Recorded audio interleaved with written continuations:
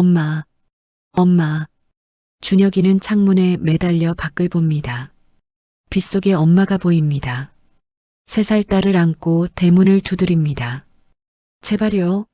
준혁이만이라도. 엄마, 가지마. 집사들이 준혁이를 끌고 들어갑니다. 창문이 닫힙니다. 준혁아, 엄마가 꼭 다시 올게. 1998년 어느 재벌가의 집. 왜 5살 아이는 엄마와 생이별을 해야 했을까요? 한 여인의 기구한 운명. 그리고 25년 후 상상도 못할 기적이 이들에게 찾아옵니다. 구독과 좋아요로 응원해주세요. 그리고 지금 어디서 듣고 계신지 댓글 남겨주시면 인사드리겠습니다. 2023년 가을 고요한 지리산 깊은 산골 연못가입니다. 한 여자가 앉아 있습니다. 민지우, 28세. 손에 붓을 들고 캔버스의 풍경을 그리고 있습니다. 붓을 잡으면 모든 것을 잊을 수 있었죠. 바로 그때였습니다. 바스락. 뒤쪽 숲에서 이상한 소리가 들립니다. 지우는 고개를 돌립니다. 한 남자가 나무 사이에서 비틀거리며 나타납니다. 30대로 보이는 남자. 온몸이 피투성이입니다. 얼굴에는 피가 흐르고 있습니다. 남자는 한 발 한 발 힘겹게 걸어옵니다. 마치 도와달라는 듯이. 목소리는 거의 들리지 않습니다. 그대로 쓰러집니다. 지우는 비명을 지르며 뒤로 물러섭니다. 심장이 미친 듯이 뜁니다. 남자가 죽어가고 있습니다. 가만히 있을 수 없습니다. 지우는 급히 남자에게 다가가 무릎을 꿇습니다. 떨리는 손으로 남자의 목에 손을 댑니다. 살아있습니다. 그런데 어떡하지? 이곳은 깊은 산골입니다. 휴대폰 신호도 없습니다. 집까지 데려가야 합니다. 지우는 결심합니다. 남자의 팔을 자신의 어깨에 겁니다. 지우는 작은 체구지만 포기할 수 없습니다. 지우는 이를 악물고 남자를 업습니다. 땀이 비 오듯 흘러내립니다. 다리가 후들거립니다. 1시간을 걸었습니다. 드디어 집이 보입니다. 작고 낡은 시골집. 지우와 엄마가 25년 동안 살아온 곳입니다. 엄마, 엄마. 집안에서 한 여자가 뛰어나옵니다. 강수연, 55세. 지우의 엄마입니다. 백발이 섞인 머리, 주름진 얼굴. 하지만 눈빛만은 강인합니다. 지우야, 무슨 일이야? 두 모녀는 힘을 합쳐 남자를 집 안으로 들입니다. 작은 방에 남자를 눕힙니다. 수연은 재빨리 물과 수건을 가져옵니다. 지우야, 구급상자 가져와. 수연은 남자의 상처를 닦기 시작합니다. 피가 많습니다. 하지만 다행히 치명적인 상처는 없는 것 같습니다. 온몸에 맞은 흔적들이 있습니다. 옷을 벗겨야겠어. 제대로 확인해야 해. 두 모녀는 남자의 찢어진 정장을 벗기기 시작합니다. 넥타이를 풉니다. 그리고 셔츠를 벗기는 순간 수연의 숨이 멎습니다. 남자의 왼쪽 어깨, 거기에 흉터가 있습니다. 화상 흉터, 손바닥만 한 크기.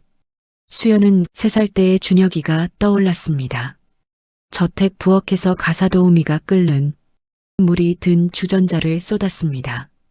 준혁이 어깨에 물이 쏟아졌습니다. 으악! 수연은 미친 듯이 준혁이를 안고 병원으로 달려갔습니다. 의사가 말했습니다. 다행히 이도 화상입니다. 하지만 흉터가 남을 겁니다. 수연은 그날 밤 밤새 울었습니다. 수연의 손이 저절로 움직입니다. 떨리는 손가락이 흉터 위로 갑니다. 천천히 만집니다. 울퉁불퉁한 표면. 수연의 눈에서 눈물이 흐릅니다. 지우가 이상하게 쳐다봅니다. 왜 그래요? 수연은 황급히 손을 뗍니다. 아, 아니야. 그냥 화상 흉터가 있길래. 그때 지우가 말합니다. 엄마, 이 사람 지갑이에요. 지우가 남자의 주머니에서 지갑을 꺼냅니다. 젖어 있지만 괜찮습니다. 수연은 지갑을 받습니다. 손이 떨립니다. 왜인지 모르게 불길한 예감이 듭니다. 천천히 지갑을 엽니다. 신분증이 보입니다. 수연은 신분증을 꺼냅니다. 그 순간 수연의 온몸이 얼어붙습니다. 신분증 사진, 그리고 이름, 민준혁, 생년월일 1995년 3월 15일. 수연의 손이 덜덜 떨립니다. 신분증이 바닥에 떨어집니다. 어디 아파요? 지우가 걱정스럽게 엄마의 어깨를 잡습니다. 하지만 수연은 대답할 수 없습니다. 입술이 떨립니다. 말이 나오지 않습니다. 수연은 떨리는 손으로 바닥에 떨어진 신분증을 짚습니다. 다시 봅니다. 사진 속 남자, 그리고 지금 눈앞에 누워있는 남자, 같은 사람입니다. 수연의 눈에서 눈물이 흐릅니다. 25년 동안 그리워했던 아들, 매일 밤 꿈에서 만났던 아들, 지금 눈앞에 누워 있습니다. 1일째 아침 7시, 햇살이 방 안으로 들어옵니다. 지우는 남자 옆에 앉아 있습니다. 조심스럽게 이마에 수건을 갈아줍니다. 남자는 여전히 의식이 없습니다. 하지만 숨은 조금 안정됐습니다. 수연이 방으로 들어옵니다. 손에 죽 한 그릇을 들고 있습니다. 하지만 남자는 여전히 눈을 뜨지 않습니다. 수연은 남자를 내려다봅니다. 25년 만에 보는 얼굴, 5살 때는 통통했던 볼이 이제 날카로운 턱선이 됐습니다. 2일째, 다음 날 아침, 수연과 지우는 밤새 교대로 남자를 돌봤습니다. 수연은 남자의 몸을 닦아줬습니다. 오후 1시, 지우는 마당에 잠시 나왔습니다. 그때였습니다. 낯선 검은 차량이 집 앞을 지나갔습니다. 흙에 가려 잘 보이지 않는 번호판, 검은 선텐으로 가려진 유리창, 왠지 모를 불길한 기운. 3일째 아침 8시, 지우는 준혁을 봤습니다. 생기가 보였습니다. 그때였습니다. 남자의 눈꺼풀이 떨렸습니다. 심장이 쿵쾅거렸습니다. 남자가 천천히 눈을 뜹니다. 낯선 천장, 낯선 방, 어디지? 그리고 고개를 돌렸습니다. 한 여자가 앉아 있었습니다. 준혁은 입술을 움직였습니다. 지우가 소리쳤습니다. 엄마, 엄마, 깨어나셨어요. 밖에서 수연이 달려 들어왔습니다. 그리고 준혁과 눈이 마주쳤습니다. 시간이 멈춘 것 같았습니다. 준혁은 수연을 봤습니다. 수연은 재빨리 다가갔습니다. 준혁을 일으켜 앉혔습니다. 베개를 등 뒤에 받쳐줬습니다. 준혁은 여기가 어디냐고 물었습니다. 지우가 대답했습니다. 지리산이라고, 우리 집이라고. 수연이 물을 가져왔습니다. 손이 떨렸습니다. 아들을 봤습니다. 깨어났어. 살아났어. 수연의 눈에서 눈물이 났습니다. 준혁은 수연을 봤습니다.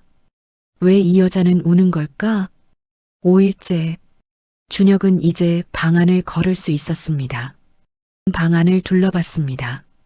벽에는 액자가 하나 걸려 있었습니다. 풍경화 그림, 연못이 보였습니다.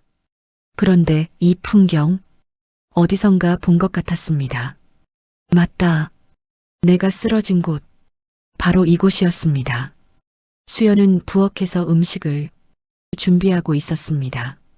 제가 도와드릴까요? 아니에요. 괜찮아요. 준혁은 수연 옆에 섰습니다.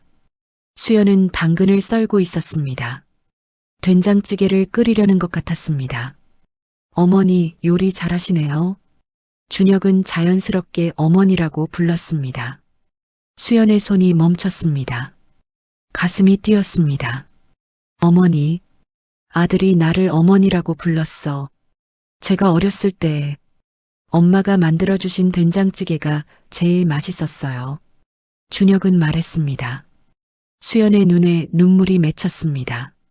그래, 나야. 내 엄마가 만들어준 된장찌개야. 수연은 눈물을 참았습니다. 이렇게 일주일이 지났습니다. 준혁은 거의 회복됐습니다. 그날 저녁, 세 사람이 함께 저녁을 먹었습니다. 수연이 만든 된장찌개, 김치, 나물, 밥. 준혁은 된장찌개를 한 숟가락 떠먹었습니다. 이 맛, 어렸을 때 먹던 바로 그 맛. 어렸을 때 먹던 맛이에요. 수연은 미소 지었습니다. 눈물을 참았습니다. 당연하지. 내가 만들었으니까. 그날 밤 11시, 준혁은 방에 누워 있었습니다. 하지만 잠이 오지 않았습니다. 천장을 바라보며 생각했습니다. 떠나야 한다. 회사가 걱정됐습니다. 그리고 나를 죽이려 했던 삼촌들 돌아가서 증거를 모으고 경찰에 신고해야 합니다. 하지만 떠나기 싫었습니다. 이곳이 편안했습니다. 특히 수연 어머니, 왜인지 모르게 편안했습니다. 준혁은 일어나 앉았습니다. 결심했습니다. 내일 새벽에 떠나자. 조용히, 인사 없이 펜을 꺼냈습니다. 그리고 쓰기 시작했습니다. 새벽 4시 준혁은 조용히 일어났습니다. 옷을 입었습니다. 찢어진 정장밖에 없었습니다. 가방을 챙겼습니다. 준혁은 편지를 테이블 위에 놓았습니다. 그리고 조용히 방문을 열었습니다. 현관으로 향했습니다. 그때 뒤를 돌아봤습니다. 수연이 자는 방, 지우가 자는 방, 조용했습니다. 준혁은 작은 목소리로 중얼거렸습니다. 감사합니다. 정말 감사합니다. 밖으로 나갔습니다. 새벽 공기가 차가웠습니다. 준혁은 집을 돌아봤습니다. 작고 낡은 시골집. 하지만 준혁에게는 가장 따뜻한 곳이었습니다. 준혁은 허리를 90도로 숙여 절했습니다. 그리고 돌아섰습니다. 걸어갔습니다. 아침 7시 지우가 일어났습니다. 준혁 방으로 갔습니다. 문을 노크했습니다. 대답이 없었습니다. 조심스럽게 문을 열었습니다. 방은 비어 있었습니다. 이불은 개켜져 있었습니다. 테이블 위에 뭔가 있었습니다. 종이, 편지였습니다. 엄마, 엄마. 지우가 소리쳤습니다. 수연이 부엌에서 뛰어나왔습니다. 왜? 무슨 일이야? 준혁 씨가. 없어요. 수연은 방으로 달려 들어갔습니다. 정말 비어 있었습니다. 수연의 가슴이 철렁 내려앉았습니다. 엄마, 편지 있어요. 지우가 편지를 수연에게 건넸습니다. 수연은 떨리는 손으로 편지를 받았습니다. 펼쳤습니다. 수연 어머니, 지우 씨께 인사도 없이 떠나서 죄송합니다. 일주일 동안 정말 감사했습니다. 제 생명을 구해주셨습니다. 특히 수연 어머니. 어머니의 된장찌개는 제가 어렸을 때 먹던 맛과 똑같았습니다. 어머니 곁에 있으면 왠지 모르게 편안했습니다. 마치 진짜 어머니 같았습니다. 두 분 덕분에 다시 살았습니다. 꼭 은혜를 갚겠습니다. 조금 있으면 연락드리겠습니다. 건강하세요. 민준혁 올림. 수연은 편지를 읽으며 눈물을 흘렸습니다. 마치 진짜 어머니 같았습니다. 나는 진짜 어머니야. 내 진짜 엄마야, 준혁아. 수연은 주저앉았습니다. 바닥에 털썩 앉았습니다. 떠났구나. 우리 준혁이가. 수연은 편지를 가슴에 안았습니다. 그리고 흐느꼈습니다. 오전 9시 버스는 구불구불한 산길을 달렸습니다. 준혁은 창밖을 보고 있었습니다. 지리산이 점점 멀어졌습니다. 수연 어머니 얼굴이 떠올랐습니다. 따뜻한 미소, 정성스러운 손길, 그리고 눈물. 준혁은 눈을 감았습니다. 어둠 속에서 무언가 떠올랐습니다. 아주 오래된 기억, 어린 시절, 5살 때 한 여자가 자신을 안고 있었습니다. 따뜻했습니다. 엄마, 5살 때 돌아가셨다고 들었습니다. 하지만 수연 어머니를 보면 그 느낌이 들었습니다. 착각일까? 준혁은 고개를 저었습니다. 모든 것은 25년 전부터 시작됐습니다. 한 여자의 불행한 결혼으로. 지금부터 그 이야기를 들려드리겠습니다. 25년 전 1999년 가을 서울 강남의 화려한 저택. 이곳은 대승그룹 회장 민상욱의 집입니다. 저택 안거실 30살 여자 강수연이 소파에 앉아 있습니다. 아름다운 여자입니다. 하지만 얼굴에 생기가 없습니다. 수연 옆에는 5살 남자아이가 앉아 있습니다. 민준혁? 귀여운 아이입니다. 준혁은 엄마 무릎에 머리를 기대고 있습니다. 준혁이 엄마를 올려다봅니다. 그리고 엄마 볼에 뽀뽀합니다. 수연의 눈에 눈물이 맺힙니다. 이렇게 착한 아들. 수연은 준혁을 꽉 안습니다. 식사 시간.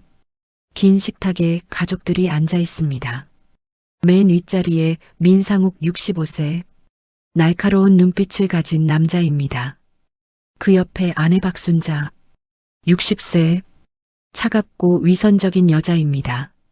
그 아래 아들 민태준 35세 수연의 남편 무능하고 소심한 남자입니다. 태준 옆에 수연 30세 조용히 앉아 있습니다. 모두 조용히 식사합니다. 차가운 분위기입니다. 박순자가 수연을 노려봅니다. 수연의 젓가락 잡는 모습을 봅니다. 박순자가 젓가락으로 식탁을 칩니다. 탁! 소리가 납니다. 민상욱도 수연을 차갑게 봅니다. 수연은 고개를 숙입니다. 손이 떨립니다. 준혁이 할아버지를 봅니다. 할아버지는 준혁에게는 다정하게 미소 짓습니다. 하지만 수연을 보는 눈빛은 여전히 차갑습니다. 30년 전 1994년 봄 화려한 결혼식장. 신랑 민태준 30세 신부, 강수연 25세 두 사람은 단상에 서 있습니다. 주례가 말합니다. 결혼 서약을 하라고. 태준이 대답합니다. 목소리에 감정이 없습니다. 수연도 대답합니다. 목소리가 떨립니다. 박수 소리가 터집니다. 하지만 형식적인 박수입니다. 이것이 정략 결혼입니다. 사랑 없는 결혼입니다. 이것이 수연의 불행의 시작이었습니다. 신혼방, 그날 밤. 수연은 웨딩드레스를 벗고 앉아 있습니다. 태준은 소파에 앉아 술을 마시고 있습니다. 수연이 조심스럽게 말을 꺼냅니다. 태준은 수연을 차갑게 봅니다. 그리고 재킷을 입습니다. 태준은 방을 나갑니다. 수연은 홀로 남았습니다. 첫날 밤인데 혼자입니다. 수연은 침대에 앉아 울었습니다.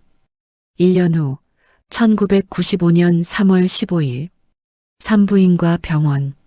수연이 아이를 낳았습니다. 간호사가 아기를 안겨줬습니다. 아들. 수연은 아기를 봤습니다. 수연은 아기를 꼭 안았습니다. 처음으로 느끼는 사랑이었습니다. 2년 후 1997년 12월 지우가 태어났습니다. 작고 예쁜 여자 아기. 하지만 시댁의 반응은 차가웠습니다. 민상욱은 지우를 보러 병원에 오지도 않았습니다. 박순자는 왔지만 아기를 안아보지도 않았습니다. 그리고 곧 돌아갔습니다. 수연은 혼자 눈물 흘렸습니다. 차별이 시작됐습니다. 준혁에게는 좋은 것을 주고 지우에게는 아무것도 주지 않았습니다. 박순자는 노골적이었습니다. 수연에게 계속 말했습니다. 1998년 준혁 3살. 부엌에서 사고가 났습니다. 하인이 끓는 물이 든 주전자를 들고 있었습니다. 준혁이와 부딪혔습니다. 주전자가 기울었습니다. 끓는 물이 쏟아졌습니다. 준혁의 왼쪽 어깨에 물이 쏟아졌습니다. 준혁이 비명을 질렀습니다.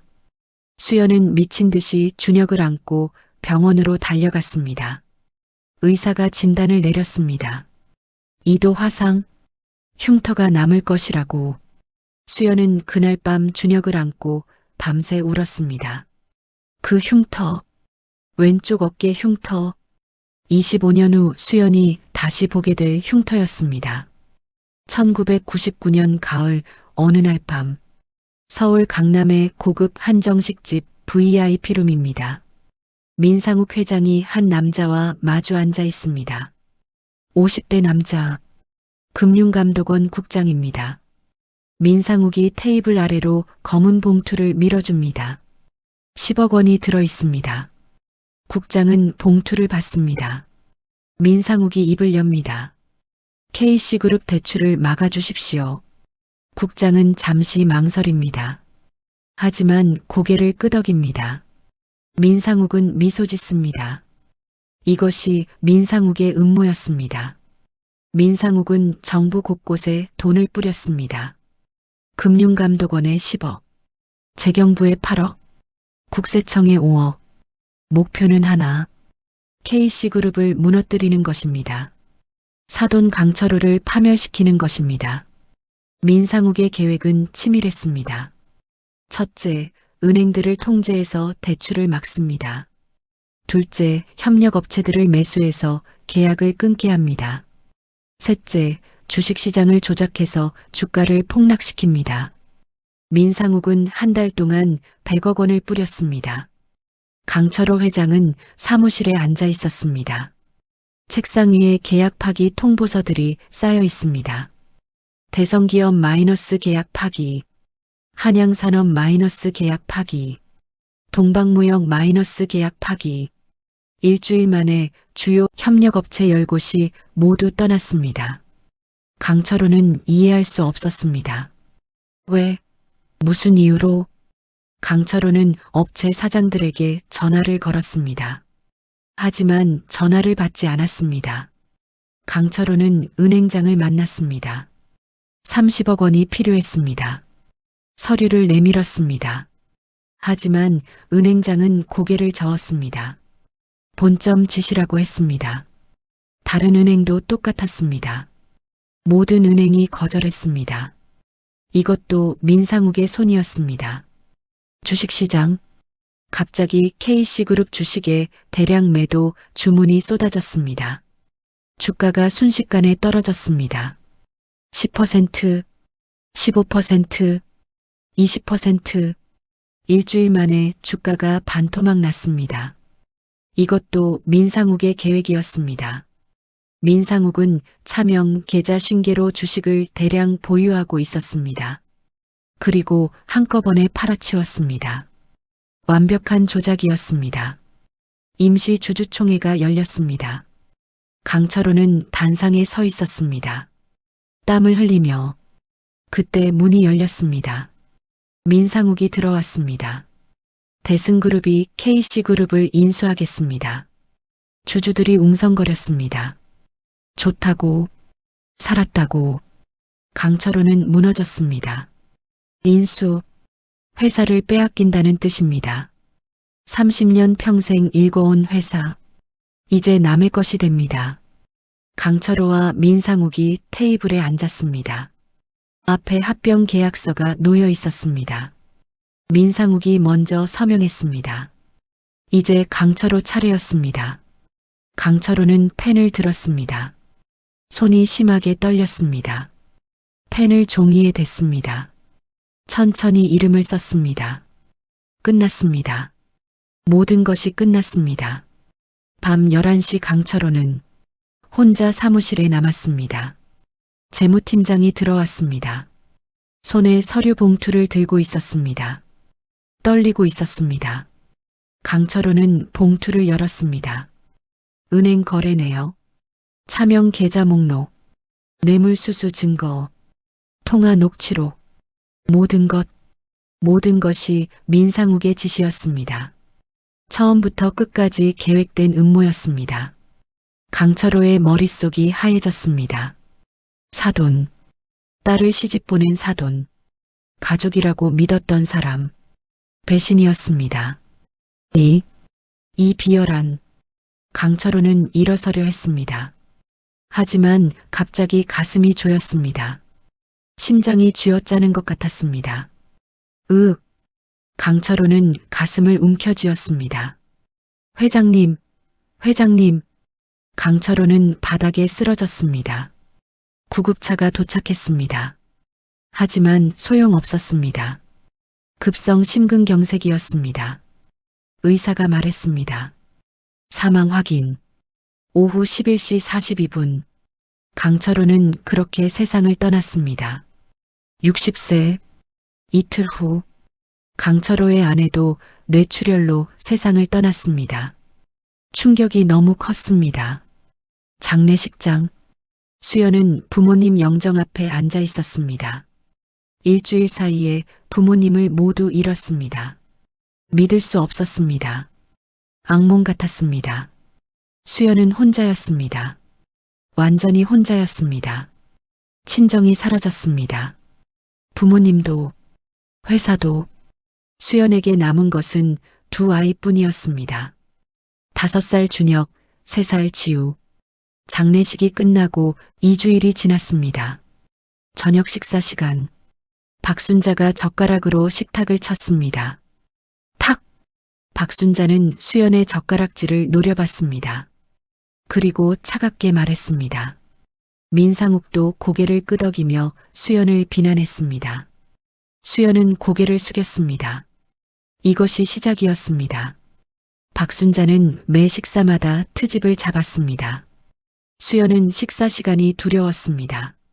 박순자는 수연에게 큰일을 떠넘겼습니다. 제사 음식 준비 마이너스 수연이 혼자 추석 음식 30까지 하루 동안 수연은 하루 18시간씩 일했습니다. 몸무게가 15kg 빠졌습니다. 손은 상처투성이었습니다. 어느 날 밤 박순자는 민상욱의 서재에 들어갔습니다. 서랍을 열었습니다. 회사 비밀 서류가 들어 있었습니다. 박순자는 서류 몇 장을 꺼냈습니다. 그리고 수연의 방으로 갔습니다. 옷 사이에 서류를 숨겼습니다. 함정이었습니다. 다음 날 아침 민상욱이 소리쳤습니다. 온 집안이 발칵 뒤집혔습니다. 박순자가 냉정하게 제안했습니다. 수연 방도 확인해야 한다고. 집사들이 수연 방으로 갔습니다. 서랍을 열었습니다. 옷들을 꺼냈습니다. 그리고 서류가 나왔습니다. 회사 비자금 관련 서류. 집사가 소리쳤습니다. 민상욱이 달려왔습니다. 박순자가 수연을 차갑게 노려봤습니다. 수연은 당황했습니다. 처음 보는 서류였습니다. 하지만 아무도 믿지 않았습니다. 민상욱이 분노에 찬 목소리로 명령했습니다. 수연은 남편을 찾았습니다. 하지만 태주는 고개를 돌렸습니다. 수연은 절망했습니다. 수연은 방에 혼자 있었습니다. 바닥에 주저앉아 있었습니다. 나가라는 명령을 받았습니다. 오늘 안에 준혁이를 두고 가야 한다니, 5살 아들을 두고 가야 한다니. 박순자가 들어왔습니다. 차갑게 명령했습니다. 수연은 천천히 일어났습니다. 짐을 싸기 시작했습니다. 옷 몇 벌, 지우 옷 몇 벌, 작은 가방 하나에 다 들어갔습니다. 서랍을 열었습니다. 안에 사진이 있었습니다. 준혁이 돌잔치 사진. 수연은 사진을 가슴에 안았습니다. 수연은 가방을 들고 거실로 내려왔습니다. 3살 지우를 안고 있었습니다. 민상욱과 박순자가 소파에 앉아 있었습니다. 수연이 마지막으로 간청했습니다. 준혁이만 한번 안아보게 해달라고. 박순자가 고개를 저었습니다. 냉정하게 거절했습니다. 수연은 비틀거리며 현관으로 향했습니다. 그때 2층에서 소리가 들렸습니다. 준혁이의 목소리였습니다. 수연은 계단을 올려다봤습니다. 준혁이가 계단 위에 서 있었습니다. 하인이 붙잡고 있었습니다. 준혁이는 울고 있었습니다. 수연은 계단으로 달려가려 했습니다. 하지만 하인이 수연을 막았습니다. 집사들이 수연을 밀었습니다. 현관 밖으로. 준혁이가 울부짖었습니다. 문이 닫혔습니다. 수연은 대문 앞에 서 있었습니다. 하늘이 어두워지고 있었습니다. 빗방울이 떨어지기 시작했습니다. 그리고 폭우가 쏟아졌습니다.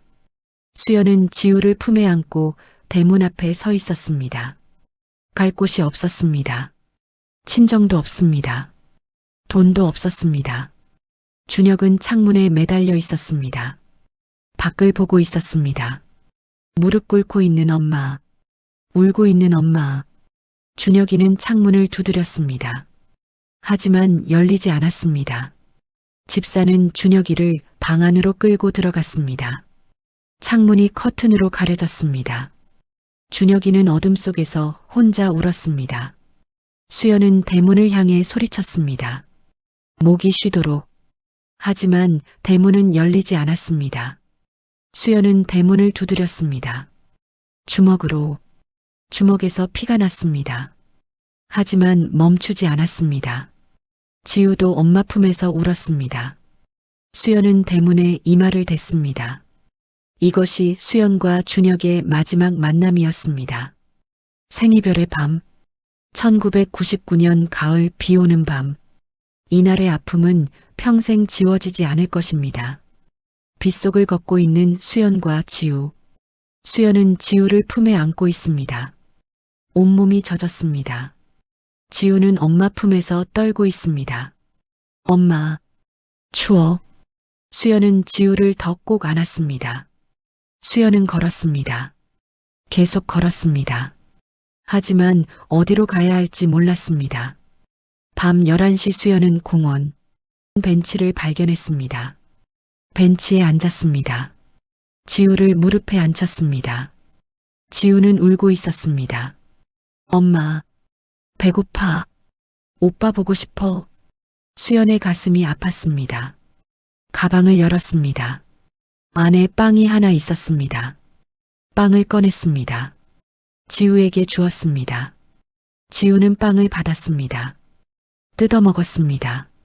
수연은 지우가 먹는 것을 봤습니다. 자신은 먹지 않았습니다. 새벽 2시 비가 계속 내렸습니다. 수연아 지우는 벤치에서 밤을 보냈습니다. 잠을 잘 수 없었습니다. 너무 추웠습니다. 지우는 엄마 품에서 가까스로 잠들었습니다. 수연은 하늘을 올려다봤습니다. 준혁아, 잘 있니? 엄마 생각하니? 수연의 눈에서 눈물이 흘렀습니다. 다음 날 아침 8시, 비가 그쳤습니다. 지우가 깼습니다. 목소리가 이상했습니다. 수연은 지우 이마를 만졌습니다. 뜨거웠습니다. 열이 있었습니다. 수연은 마지막 돈 2만 원으로 약국에 갔습니다. 해열제를 샀습니다. 이제 돈이 하나도 없었습니다. 공원으로 돌아와서 지우에게 약을 먹였습니다. 몇 시간 후 열이 조금 내렸습니다. 수연은 벤치에 앉아 있었습니다. 배가 고팠습니다. 지우도 배가 고팠습니다. 하지만 먹을 것이 없었습니다. 돈이 없었습니다. 수연은 하늘을 올려다봤습니다. 하나님, 제발 저희를 도와주세요. 그때였습니다. 한 할머니가 지나가다가 수연을 봤습니다. 70대로 보이는 할머니였습니다. 눈빛은 따뜻했습니다. 할머니는 멈춰 섰습니다. 수연과 지우를 봤습니다. 젖은 옷, 초췌한 얼굴, 떨고 있는 아이. 아가씨, 괜찮으세요? 할머니가 물었습니다. 부드러운 목소리였습니다. 네, 괜찮습니다. 거짓말이었습니다. 할머니는 수연 옆에 앉았습니다. 밥은 먹었어요? 수연은 대답하지 못했습니다. 눈물이 났습니다. 할머니는 알았습니다. 할머니는 수연의 손을 잡았습니다. 일어나요. 밥 먹으러 가요. 할머니는 수연과 지우를 근처 식당으로 데려갔습니다. 따뜻한 국밥을 시켰습니다. 2그릇. 수연은 처음에 거절했습니다. 하지만 할머니는 고집했습니다. 먹어요. 아이도 먹여야죠. 국밥이 나왔습니다. 수연은 먼저 지우에게 먹였습니다. 조심스럽게 한 숟가락씩 수연도 먹었습니다. 눈물을 흘리며 할머니는 두 모녀가 먹는 것을 봤습니다. 흐뭇하게 식사가 끝났습니다. 어디 갈 데 있어요? 할머니가 물었습니다. 지리산으로 가려고 합니다. 친정 아버지 고향이에요. 지리산? 어떻게 갈 건데요? 걸어서 갈 생각이었습니다. 할머니는 고개를 저었습니다. 안 돼요. 그렇게 가면 쓰러져요. 할머니는 가방을 열었습니다. 지갑을 꺼냈습니다. 그리고 돈을 꺼냈습니다. 10,000원짜리 10장, 10만 원이었습니다. 받아요. 기차 타고 가요. 아이도 있는데 걸어서 가면 안 돼요. 하지만 이렇게 큰 돈을 할머니는 수연 손에 돈을 쥐어줬습니다. 수연은 무릎 꿇었습니다. 땅에 이마를 댔습니다. 감사합니다. 정말 감사합니다. 평생 은혜 잊지 않겠습니다. 할머니는 수연을 일으켜 세웠습니다. 그리고 안아줬습니다. 힘내요. 당신은 강한 사람이에요. 할머니는 떠났습니다. 수연은 그 자리에 서서 할머니를 봤습니다. 천사 같았습니다. 수연은 지우를 안고 서울역에 갔습니다. 기차표를 샀습니다. 지리산행, 표값이 5만 원이었습니다. 기차에 탔습니다. 창밖을 봤습니다. 서울이 점점 멀어졌습니다. 준혁이가 있는 곳, 아들이 있는 곳, 준혁아, 엄마 꼭 돌아올게. 기다려. 경남 함양군. 기차가 도착했습니다. 수연은 지우를 안고 내렸습니다. 수연은 마을 사람들에게 물어봤습니다. 박철수 할아버지를 아느냐고. 한 아주머니가 알려줬습니다. 산 너머 마을에 산다고. 수연은 1시간을 걸었습니다. 드디어 박철수 할아버지 집을 찾았습니다. 할아버지가 나왔습니다. 70대로 보이는 할아버지였습니다. 누구신가? 저 강철호 회장의 딸 수연입니다. 할아버지의 눈이 커졌습니다. 철호 친구 딸 수연이? 네. 할아버지는 수연을 봤습니다. 초췌한 모습, 아이를 안고 있는 모습. 들어와. 어서 들어와. 박철수 할아버지는 강철호 회장의 어린 시절 친구였습니다. 할아버지는 수연에게 밥을 주었습니다. 따뜻한 밥, 된장찌개, 김치. 무슨 일이 있었나? 수연은 모든 것을 말했습니다. 시댁의 학대, 누명, 추방, 준혁이와의 생이별. 할아버지는 들으며 주먹을 쥐었습니다. 그 비열한 놈들. 할아버지는 수연의 손을 잡았습니다. 걱정 마. 내가 도와줄게. 할아버지는 마을에 빈집을 구해줬습니다. 작은 집이었습니다. 방 2개, 부엌 하나. 낡았지만 수연에게는 궁전 같았습니다. 마을 사람들은 따뜻했습니다. 이불을 가져다 줬습니다. 냄비를 가져다 줬습니다. 한 아주머니는 쌀 1포대를 줬습니다. 수연은 눈물을 흘리며 감사했습니다.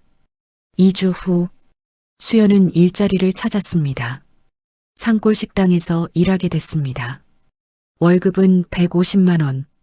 수연은 아침 8시에 출근했습니다. 저녁 9시까지 일했습니다. 설거지를 했습니다. 청소를 했습니다. 힘들었습니다. 하지만 수연은 참았습니다. 돈을 벌어야 했습니다. 지우를 키워야 했습니다. 그리고 언젠가 준혁이를 다시 만나야 했습니다. 5년이 지났습니다. 수연은 여전히 산골 식당에서 일했습니다. 5년 동안 하루도 쉬지 않았습니다. 수연은 많이 변했습니다. 35살인데 45살처럼 보였습니다. 하지만 눈빛만은 강했습니다. 지우는 8살이 됐습니다. 밝고 착한 아이로 자랐습니다. 그리고 그림을 좋아했습니다. 지우가 학교에서 돌아왔습니다. 손에 상장을 들고 있었습니다. 엄마, 나 1등 했어. 그림 대회에서 제1회 어린이 그림 대회 대상 민지우. 수연의 눈에 눈물이 났습니다. 잘했어. 정말 잘했어. 수연은 지우의 재능을 키워주기로 결심했습니다. 돈을 모아서 물감을 사주고 스케치북을 사주고 수연은 더 열심히 일했습니다. 다시 현재로 돌아옵니다. 오후 6시 준혁이가 탄 버스가 서울에 도착했습니다. 준혁은 휴대폰을 켰습니다. 알림이 폭발했습니다. 부재중 전화 750통, 문자 524개. 준혁은 비서에게 전화를 걸었습니다. 사장님, 괜찮으세요? 응, 나야. 지금 서울이야. 정말 다행입니다. 회사는 어떻게 됐어? 일단 괜찮습니다. 하지만 사장님이 돌아오셔야 합니다. 알았어. 내일 출근할게. 준혁은 택시를 탔습니다. 자신의 아파트로 향했습니다. 고급 아파트, 강남 한복판. 집에 들어갔습니다. 깨끗했습니다. 하지만 차갑게 느껴졌습니다. 준혁은 소파에 앉았습니다. 지리산 그 작은 집이 떠올랐습니다. 낡았지만 따뜻했습니다. 준혁은 한숨을 쉬었습니다. 샤워를 했습니다. 옷을 갈아입었습니다. 노트북을 켰습니다. 이메일을 확인했습니다. 1000개가 넘었습니다.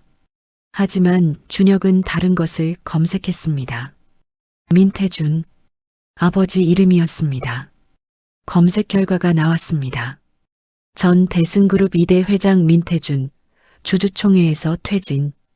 민태준, 경영 실패로 물러나. 조카 민준혁 CEO 선출. 아버지는 5년 전 회장에서 물러났습니다. 무능했기 때문입니다.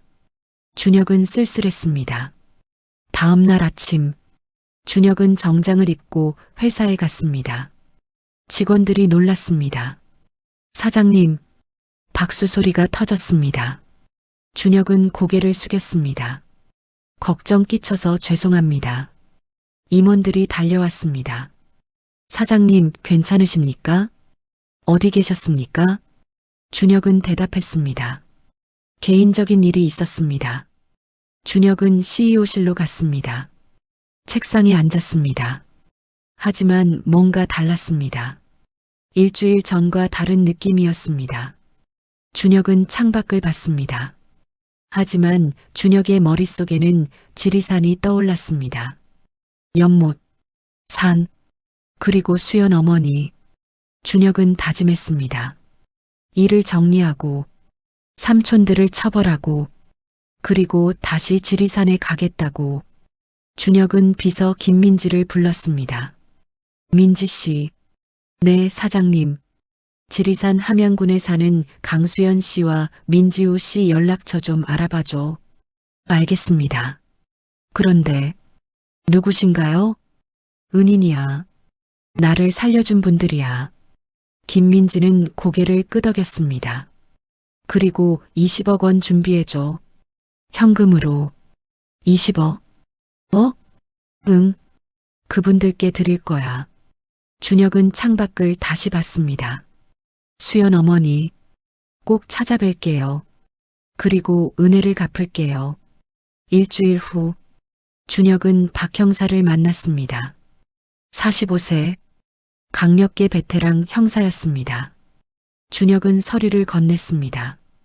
이게 증거입니다. 박 형사는 서류를 받았습니다. 읽기 시작했습니다. 납치 장소 CCTV 영상, 창고 위치, 조폭들 통화 기록, 삼촌들 계좌 이체 내역. 모든 증거가 완벽했습니다. 이 정도면 기소 가능합니다. 박 형사가 말했습니다. 바로 체포할 수 있나요? 네. 영장 받아서 오늘 안에 체포하겠습니다. 준혁은 고개를 끄덕였습니다. 오후 2시 민상진, 민만복, 민만길의 집으로 경찰이 들이닥쳤습니다. 체포영장입니다. 특수감금, 살인미수 혐의로 체포합니다. 세 형제 모두 체포됐습니다. 그리고 조폭들도 잡혔습니다. 이틀 만에 끝났습니다. 완벽한 복수였습니다. 다음 날, 준혁은 기자회견을 열었습니다. 수십 명의 기자들이 모였습니다. 준혁은 단상에 섰습니다. 안녕하십니까? 대승그룹 CEO 민준혁입니다. 플래시가 터졌습니다. 2주 전 저는 납치당했습니다. 기자들이 술렁거렸습니다. 삼촌들이 사주한 조폭들에게 납치당해 고문당했습니다. 카메라 플래시가 미친 듯이 터졌습니다. 이유는 경영권이었습니다. 준혁은 상처를 보여줬습니다. 팔에 멍, 얼굴에 흉터. 하지만 저는 탈출했습니다. 그리고 지리산에서 은인들을 만났습니다. 그분들이 저를 살려줬습니다. 어제 삼촌들과 조폭들이 모두 체포됐습니다. 뉴스가 터졌습니다. 대승그룹 CEO 납치 사건, 삼촌들 배후, 경영권 다툼으로 조카 살해 시도, 온 나라가 떠들썩했습니다. 준혁의 복수가 성공했습니다. 일주일 후, 수연은 집 앞 밭에서 일하고 있었습니다. 배추를 가꾸고 있었습니다. 그때 차 한 대가 집 앞에 멈췄습니다. 검은 세단이었습니다. 차에서 한 남자가 내렸습니다. 30대, 정장을 입었습니다. 강수연님 맞으십니까? 네. 그런데 누구시죠? 남자는 명함을 건넸습니다. 대승그룹 비서실 마이너스 이재훈. 수연의 눈이 커졌습니다. 민준혁 회장님께서 이걸 전해드리라고 하셨습니다. 비서는 가방을 내려놓았습니다. 20억 원입니다. 회장님께서 은혜를 갚고 싶다고 하셨습니다. 20억? 비서는 예의를 갖춰 인사하고 떠났습니다. 수연은 가방 앞에 멍하니 서 있었습니다. 지우가 밖으로 나왔습니다. 엄마, 이게 뭐야? 준혁이가 보낸 거야. 수연의 눈에서 눈물이 흘렀습니다. 20억. 엄청난 돈입니다. 하지만 수연이 우는 이유는 돈 때문이 아니었습니다. 준혁이가 은혜를 기억하고 있다는 것. 그것이 수연을 울렸습니다. 1년 후, 준혁은 회사를 안정시켰습니다. 1년이 걸렸습니다. 삼촌들은 재판에서 15년 형을 받고 감옥에 갔습니다. 회사는 다시 성장하기 시작했습니다. 준혁은 이제 여유가 생겼습니다. 어느 날 준혁은 결심했습니다. 이제 지리산에 가자. 수연 어머니와 지우 씨를 만나자. 준혁은 차를 타고 지리산에 도착했습니다. 1년 만이었습니다. 드디어 집이 보였습니다. 하지만 집이 너무 조용했습니다. 사람 기척이 없었습니다. 준혁은 대문으로 다가갔습니다. 노크했습니다. 수연 어머니, 저 준혁입니다. 대답이 없었습니다. 대문을 밀었습니다. 열렸습니다. 안으로 들어갔습니다. 빈집이었습니다. 이사 간 것입니다. 오래전에. 준혁의 가슴이 철렁 내려앉았습니다. 준혁은 마을로 갔습니다. 한 할머니를 만났습니다. 할머니, 강수연 씨 아십니까? 아, 수연이? 알지. 지금 어디 계신지 아십니까? 서울 갔어. 1년 전에. 서울요? 응. 주소는 몰라. 준혁은 한숨을 쉬었습니다. 차가 출발했습니다. 서울로 향했습니다. 준혁은 창밖을 봤습니다. 어떻게 만날 수 있을까? 1년 후, 준혁은 이메일을 열었습니다. 강남 청담동 하란갤러리 미술 전시회 초대장이 보였습니다. 대승그룹 거래처 회사가 운영하는 갤러리였습니다. 비즈니스 모임이었습니다. 준혁이 참석해야 하는 중요한 자리였습니다. 한 달 후, 준혁은 정장을 입고 갤러리에 도착했습니다. 넓은 전시장이었습니다. 벽에 그림들이 걸려 있었습니다. 사람들이 와인을 마시며 대화하고 있었습니다. 거래처 사장들이 준혁을 봤습니다. 민 회장님 오셨습니까? 준혁은 인사했습니다. 악수했습니다. 비즈니스 이야기를 나눴습니다. 30분이 지났습니다. 준혁은 잠시 자리를 떴습니다. 복도를 걸어가다가 한 전시실을 지나갔습니다.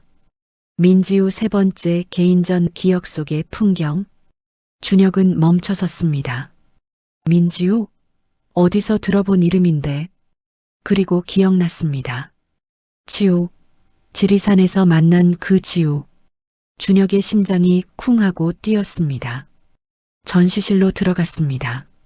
준혁은 전시실 안으로 걸어 들어갔습니다. 벽에 그림들이 걸려 있었습니다. 지리산 풍경들이었습니다. 준혁은 하나씩 보며 걸었습니다. 아름다웠습니다. 그때 준혁은 한 그림 앞에서 멈췄습니다. 연못 그림이었습니다. 단풍나무가 있었습니다. 낙엽이 떨어지고 있었습니다. 준혁은 이 풍경을 알았습니다. 자신이 쓰러졌던 곳. 그런데 이 그림 본 적이 있습니다. 수연 어머니 집 벽에 걸려 있던 그림. 준혁은 숨이 멎었습니다. 그림 옆 설명을 봤습니다. 연못의 기억 마이너스 민지우. 이 연못에서 나는 운명을 만났습니다. 쓰러져 있던 한 남자를 발견했습니다. 준혁의 눈에서 눈물이 흘렀습니다. 지우가 자신을 기억하고 있었습니다. 그림으로 남겼습니다. 그때 뒤에서 목소리가 들렸습니다. 이 그림이 마음에 드세요? 부드러운 여자 목소리였습니다. 준혁은 돌아봤습니다. 한 여자가 서 있었습니다. 28세. 아름다웠습니다. 준혁은 알아봤습니다. 지우 씨. 여자도 준혁을 봤습니다. 눈이 커졌습니다. 준혁 씨. 지우였습니다. 두 사람은 그렇게 다시 만났습니다. 1년 반 만의 재회였습니다. 시간이 멈춘 것 같았습니다. 준혁과 지우는 서로를 봤습니다. 믿을 수 없었습니다. 지우가 먼저 말했습니다. 정말 준혁 씨예요? 네. 지우 씨, 정말 오랜만입니다. 지우는 눈물이 났습니다. 살아계셨구나. 건강하시구나. 두 사람은 서로를 봤습니다. 할 말이 너무 많았습니다. 준혁이 먼저 물었습니다. 수연 어머니는 어떻게 지내세요? 엄마는 잘 지내요. 저랑 서울에서 살고 있어요. 서울에? 네. 1년 전에 이사 왔어요. 준혁은 놀랐습니다. 그래서 제가 지리산에 갔을 때 안 계셨군요. 준혁 씨가 지리산에 오셨어요? 네. 꼭 뵙고 싶어서, 은혜를 갚고 싶어서. 지우는 미안했습니다. 그런데 돈은 받으셨죠? 네. 받았어요. 20억. 정말 감사했어요. 지우는 눈물을 흘렸습니다. 그 돈 덕분에 서울 올 수 있었어요. 그리고 개인전도 열 수 있었어요. 다행입니다. 정말 다행이에요. 준혁도 눈물을 흘렸습니다. 두 사람은 갤러리 카페에 앉았습니다. 정신없이 1년이란 시간이 걸렸어요. 삼촌들의 체포, 재판, 회사 정비. 지우도 자신의 이야기를 했습니다. 서울로 온 것, 개인전을 연 것. 준혁이 물었습니다. 수연 어머니, 꼭 뵙고 싶은데 괜찮을까요? 당연하죠. 엄마도 준혁 씨 보고 싶어 하실 거예요. 지금 가실래요? 지금요? 네. 엄마 집에 계세요. 준혁은 망설였습니다. 하지만 고개를 끄덕였습니다. 네. 가고 싶습니다. 준혁은 설렜습니다. 드디어 수연 어머니를 만납니다. 준혁과 지우는 강북의 한 아파트에 도착했습니다. 지우가 현관문을 열었습니다. 안에서 수연의 목소리가 들렸습니다. 수연이 나왔습니다. 그리고 준혁을 봤습니다. 멈춰섰습니다. 숨이 멎었습니다. 수연의 목소리가 떨렸습니다. 준혁은 수연을 봤습니다. 1년 만이었습니다. 준혁은 고개를 숙였습니다. 깊이. 수연은 준혁을 봤습니다. 눈물이 났습니다. 세 사람은 거실에 앉았습니다. 준혁은 수연을 봤습니다. 1년 반 동안 보고 싶었던 얼굴이었습니다. 수연의 눈에서 눈물이 흘렀습니다. 지우가 차를 끓여왔습니다. 세 사람은 차를 마시며 이야기했습니다. 준혁은 그동안의 일들을 말했습니다. 삼촌들의 체포, 회사 일들, 수연과 지우도 자신들의 이야기를 했습니다. 서울로 온 이유, 지우의 개인전. 1시간이 지났습니다. 준혁이 조심스럽게 말을 꺼냈습니다. 수연의 몸이 굳었습니다. 준혁은 계속 말했습니다. 어머니가 자신을 보는 눈빛이 특별했다고, 오래전부터 아는 것 같았다고, 그리고 된장찌개 맛이 어렸을 때 먹던 맛이었다고. 수연의 손이 떨리기 시작했습니다. 준혁은 수연을 똑바로 봤습니다. 그리고 물었습니다. 어머니가 자신을 오래전부터 아는지. 수연의 눈에서 눈물이 쏟아졌습니다. 지우도 놀라서 엄마를 봤습니다. 수연은 고개를 숙였습니다. 온몸이 떨렸습니다. 25년간 숨겨왔던 비밀. 이제 말해야 할 때가 왔습니다. 수연은 천천히 고개를 들었습니다. 준혁을 봤습니다. 떨리는 목소리로 진실을 말했습니다. 시간이 멈췄습니다. 준혁은 귀를 의심했습니다. 수연은 계속 울며 말했습니다. 자신이 준혁의 친엄마라고. 25년 전에 헤어진. 준혁의 머릿속이 하얘졌습니다. 엄마는 돌아가셨다고 들었는데. 수연은 고개를 저었습니다. 죽지 않았다고. 쫓겨난 것이라고. 수연은 모든 것을 말했습니다. 1999년 가을 그날 밤. 누명, 추방, 생이별. 준혁은 들으며 온몸이 떨렸습니다. 수연은 계속 말했습니다. 지리산에서 쓰러진 준혁을 봤을 때 왼쪽 어깨에 흉터를 봤다고. 3살 때 생긴 흉터. 절대 잊을 수 없다고. 준혁은 자신의 왼쪽 어깨를 만졌습니다. 수연은 신분증의 생년월일도 기억한다고 했습니다. 1995년 3월 15일. 준혁을 낳은 날. 준혁의 눈에서 눈물이 쏟아졌습니다. 준혁은 일어났습니다. 수연에게 다가갔습니다. 수연도 일어났습니다. 두 사람은 서로를 봤습니다. 그리고 안았습니다. 25년 만에 포옹이었습니다. 준혁은 어린아이처럼 울었습니다. 수연도 아들을 꽉 안고 울었습니다. 지우도 울었습니다. 옆에서 두 사람을 보며.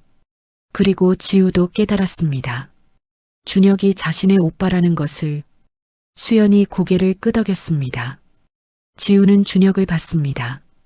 준혁은 지우를 봤습니다. 세 사람은 안았습니다. 가족이 다시 만났습니다. 밤 10시까지 세 사람은 이야기를 나눴습니다. 25년간 쌓였던 모든 것들을. 수연은 25년간의 삶을 말했습니다. 지리산에서의 고난, 지우를 키운 일. 준혁도 자신의 삶을 말했습니다.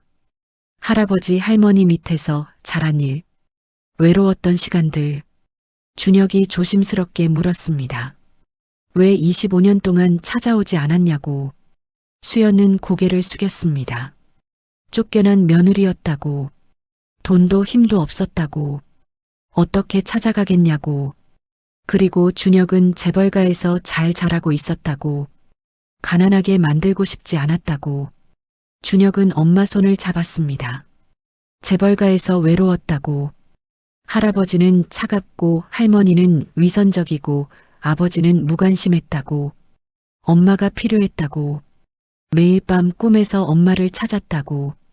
수연은 아들을 안았습니다. 준혁은 결심했습니다. 이제 자신이 엄마를 지키겠다고. 지우도. 가족을 다시 시작하자고.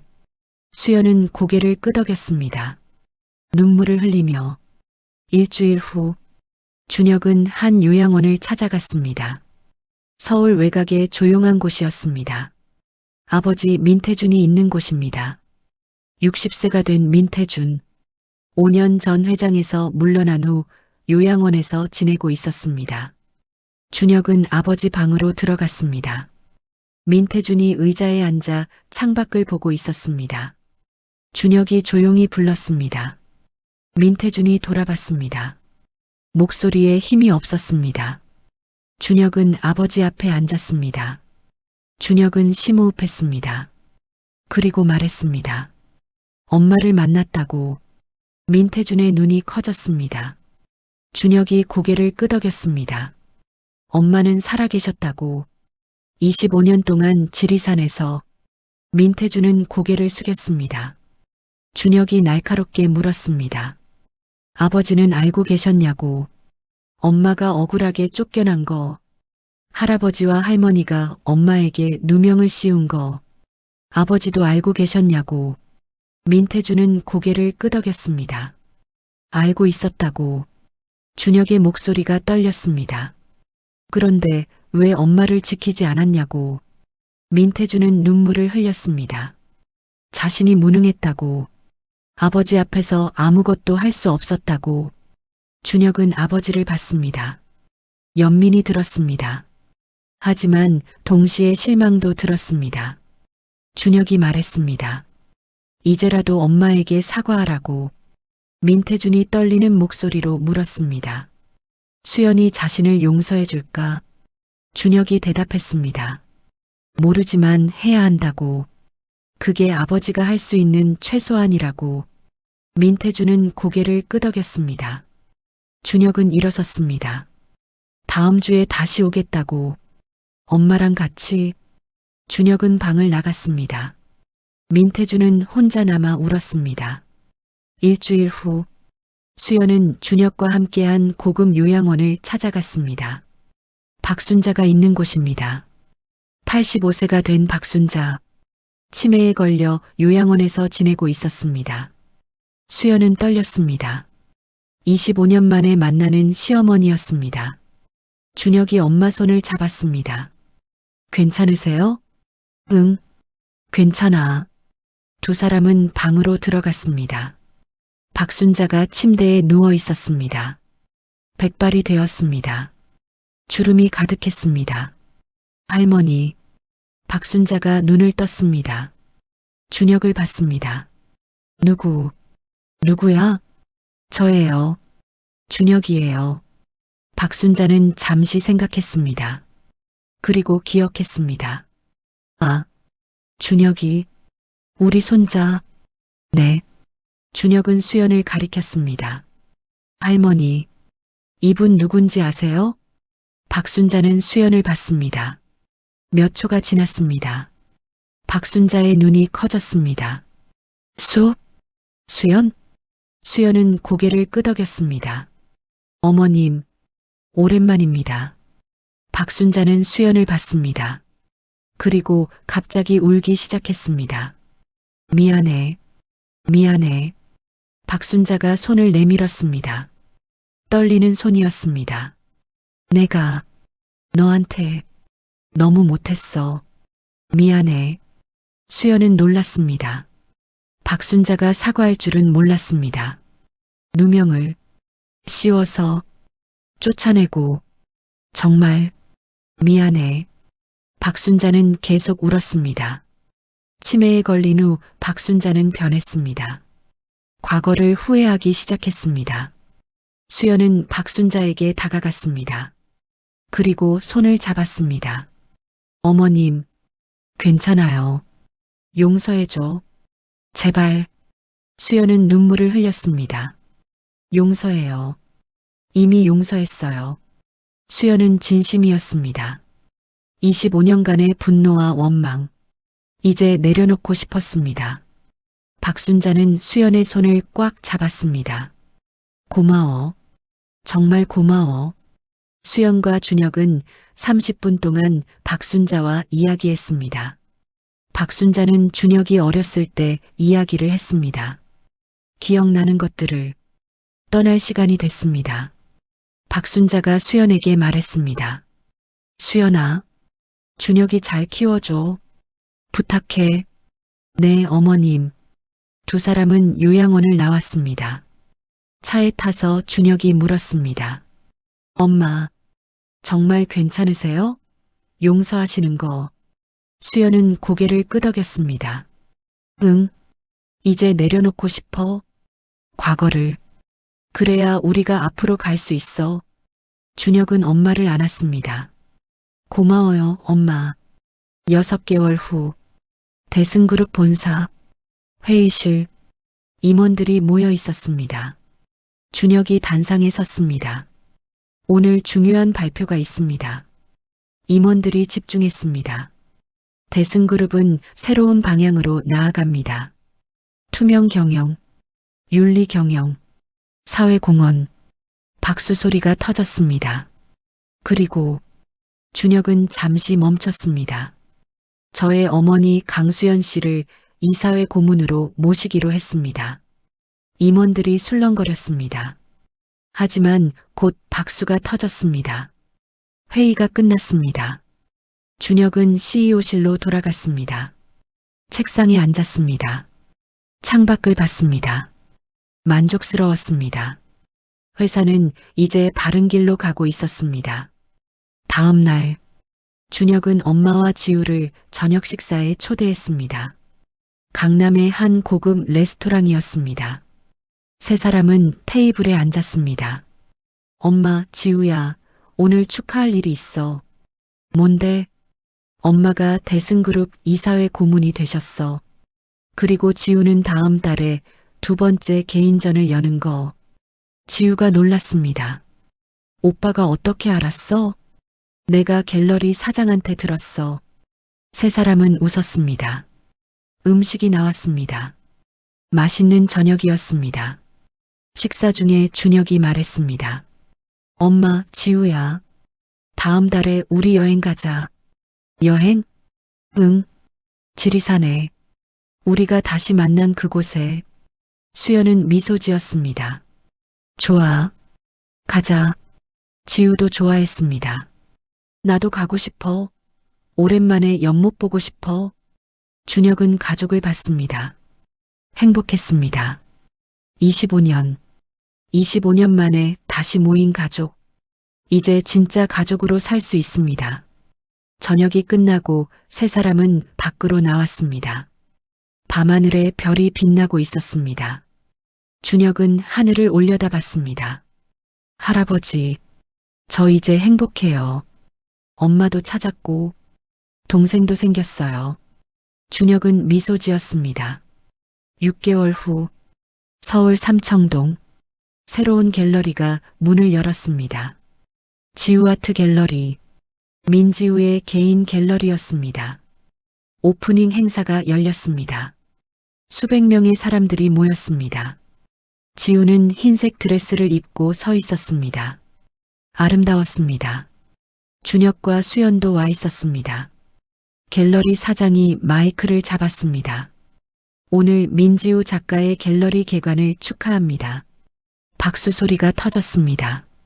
지우가 단상에 올랐습니다. 감사합니다. 오늘 이 자리에 올 수 있게 된 건 제 가족 덕분입니다. 지우는 수연과 준혁을 봤습니다. 엄마, 그리고 오빠, 사랑해요. 수연과 준혁은 눈물을 흘렸습니다. 행사가 끝나고 사람들이 하나둘 떠났습니다.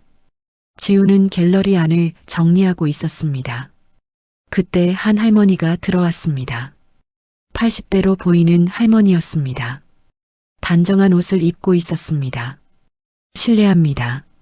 아직 관람 가능한가요? 지우는 돌아봤습니다. 아, 네. 물론이죠. 할머니는 천천히 그림들을 보기 시작했습니다. 지우는 할머니를 따라다니며 설명했습니다. 할머니는 한 그림 앞에서 멈췄습니다. 빗속의 어머니라는 제목의 그림이었습니다. 폭우 속에서 아이를 안고 서 있는 여자의 뒷모습을 그린 그림이었습니다. 이 그림, 뭔가 특별한 의미가 있나요? 네. 이건 제 엄마를 그린 거예요. 엄마가 25년 전 빗속에서 저를 안고 서 있던 모습이에요. 할머니는 그림을 계속 봤습니다. 어머니가 힘드셨겠네요. 네. 정말 힘드셨어요. 그때 수연이 지우에게 다가왔습니다. 지우야, 커피 좀. 수연은 할머니를 봤습니다. 순간 수연의 발이 멈췄습니다. 할머니? 할머니도 수연을 봤습니다. 눈이 커졌습니다. 수연 씨? 두 사람은 서로를 봤습니다. 수연은 기억했습니다. 25년 전 공원 벤치에서 만난 할머니, 밥을 사주고 돈을 준 할머니. 수연은 눈물이 났습니다. 수연 씨, 살아계셨구나. 수연은 할머니에게 달려갔습니다. 안았습니다. 할머니 덕분에 저희가 살았어요. 두 사람은 울었습니다. 지우도 깨달았습니다. 할머니, 그때 그 천사 할머니? 할머니는 지우를 봤습니다. 그래, 이 아이가, 그때 그 작은 아기. 지우도 할머니를 안았습니다. 세 사람은 갤러리 카페에 앉았습니다. 할머니는 그동안의 이야기를 했습니다. 지리산 소녀 유망주화가, 할머니는 뉴스에서 지우의 인터뷰 영상을 본 것입니다. 25년 전 우연히 만났던 지리산으로 간다던 모녀를 기억했습니다. 그리고 오후 늦게 우연히 갤러리를 찾아왔다고 수연도 자신의 이야기를 했습니다. 지리산에서의 25년, 그리고 준혁과의 재회. 할머니는 눈물을 흘리며 들었습니다. 정말 기적 같은 일이네요. 그때 준혁이 들어왔습니다. 엄마, 지우야, 식사하러. 준혁은 할머니를 봤습니다. 수연이 소개했습니다. 준혁아, 이분이 25년 전 우리를 살려주신 분이야. 준혁은 놀랐습니다. 그리고 할머니에게 다가가 무릎을 꿇었습니다. 할머니, 감사합니다. 정말 감사합니다. 할머니는 준혁을 일으켜 세웠습니다. 일어나요. 당신 어머니가 강한 분이에요. 제가 한 건 작은 도움일 뿐이에요. 네 사람은 함께 저녁을 먹었습니다. 행복한 시간이었습니다. 수연이는 비서에게 금일봉 1억 원을 준비했습니다. 할머니께서 그때 주신 10만 원, 저와 지우를 구한 생명 같은 돈이었어요. 이거 받으세요. 할머니는 급구사양했지만 수연의 부탁에 고아원 후원금으로 쓰시겠다며 받으셨습니다. 할머니가 떠날 시간이 됐습니다. 수연이 할머니 손을 잡았습니다. 할머니, 자주 뵙고 싶어요. 연락처 주세요. 할머니는 미소 지었습니다. 그러죠. 우리 자주 만나요. 할머니는 갤러리를 나갔습니다. 수연, 준혁, 지우는 할머니를 배웅했습니다. 세 사람은 갤러리 앞에 섰습니다. 밤하늘에 별이 가득했습니다. 준혁이 말했습니다. 우리 정말 행운이야. 수연이 고개를 끄덕였습니다. 응, 기적이야. 지우가 두 사람 손을 잡았습니다. 엄마, 오빠, 사랑해. 세 사람은 안았습니다. 가족, 다시 만난 가족. 25년의 아픔, 25년의 기다림. 이제 모든 것이 보상받았습니다. 카메라는 천천히 뒤로 물러납니다. 세 사람이 작아집니다. 하지만 그들의 행복은 커 보입니다. 지리산, 그 연못가입니다. 세 사람이 와 있습니다. 수연, 준혁, 지우. 수연의 얼굴에 평화가 있습니다. 준혁은 33세, 성공한 CEO입니다. 하지만 더 중요한 것은 좋은 아들이 되었다는 것입니다. 지우는 31세, 유명한 화가가 됐습니다. 하지만 더 중요한 것은 행복한 딸이 되었다는 것입니다. 세 사람은 연못가에 앉아 있습니다. 지우는 그림을 그리고 있습니다. 이 연못을, 가족을, 준혁은 엄마 어깨에 머리를 기댔습니다. 5살 때처럼 수연은 아들 머리를 쓰다듬습니다. 25년 전처럼 엄마, 행복해? 준혁이 물었습니다. 응, 세상에서 가장 행복해. 나도 정말 행복해. 지우가 그림을 내려놓았습니다. 나도. 세 사람은 미소 지었습니다. 카메라는 천천히 위로 올라갑니다. 연못이 보입니다. 세 사람이 작아집니다. 지리산이 보입니다. 아름다운 산, 하늘이 보입니다. 푸른 하늘. 사랑은 시간을 이깁니다. 가족은 운명보다 강합니다. 그리고 기적은 절대 포기하지 않는 사람에게 찾아옵니다. 여러분도 비슷한 경험이 있으신가요? 구독 버튼을 눌러주세요. 좋아요도 꼭 부탁드립니다. 여러분의 응원이 더 좋은 이야기를 만듭니다. 끝까지 시청해 주셔서 진심으로 감사합니다.